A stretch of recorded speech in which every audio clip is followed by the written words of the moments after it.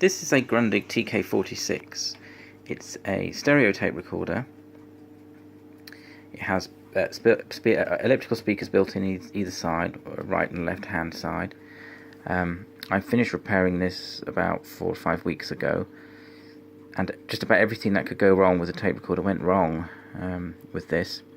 You can see it's in German, so it's an actual German market one that's obviously been brought over to the UK. The English market version of this would have everything in English. This is your track selector switch. You've got 1 and 2, 3 and 4, and both together pressed down. Wiedergabe's playback, so both together plays puts the machine in stereo mode. I've got a stereo tape loaded up here to demonstrate. You have an input selector switch for the different sockets on the back. You've got bass, which is this knob here, treble, which is this one here, and then you have spool backwards and forwards, which is rewind and fast forward. You have the recording of the different channels both together as stereo, and then you can press them independently for mono recording. Start is play and halt is stop. This is the recording level. You pull one up and down to turn off the sound on sound effect, which either erases the previous recording or turns the erase head on or off. So that's that, and these two switches are associated with that sort of recording part of the machine.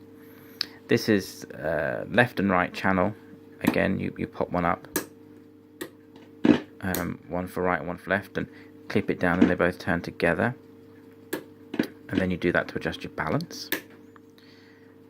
The other thing that went wrong with this was after the rewind mechanism was repaired, the pinch roller decided to start to break down. It went completely, it was already quite hard.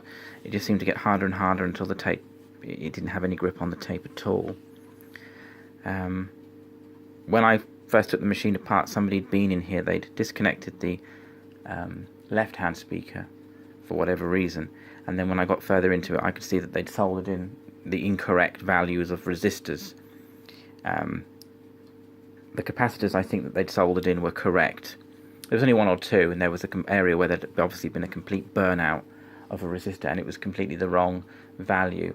It was supposed to be something like 3.3k, and it was, I don't know, 300k or something like that. It was, I can't quite remember, but it was about 10 or 100 times the value it should have been.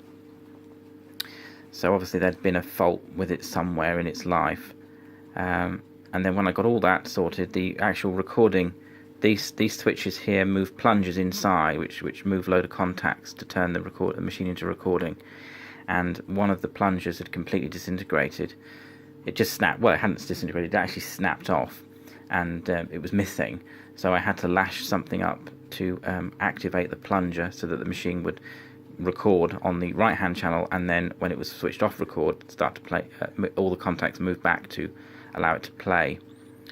So I've sorted that now. This machine, as I said, was a complete and utter nightmare to work on, because it just kept everything that would normally mean sort of the end of a tape recorder started to sort of break down. If I hadn't have had a spare chassis, then I just wouldn't have been able to repair it. I'd have had to have bought a donor machine in and hope that the faults of this machine, with the failing of the metal, weren't starting to occur in the donor machine. So I will give a bit of a demonstration of playback. I finally broke that line, ring around the circle. Don't you know that it feels so fine? Every waking moment, I just want to sing you new. That I'm standing on the inside.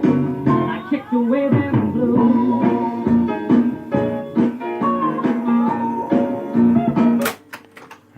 Say the fast forward, and the rewind works okay. I won't be on the outside, no, anymore. Headed on the inside. I finally broke that line.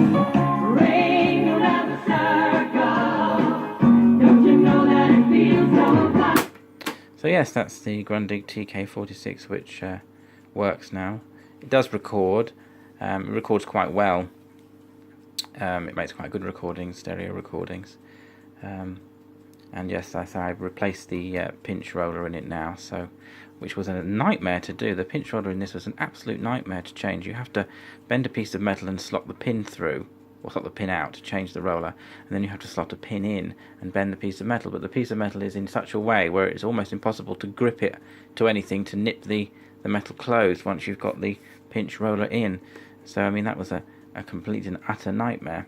But I'm pleased to say the whole thing is working properly again now, until it develops some other dreadful fault.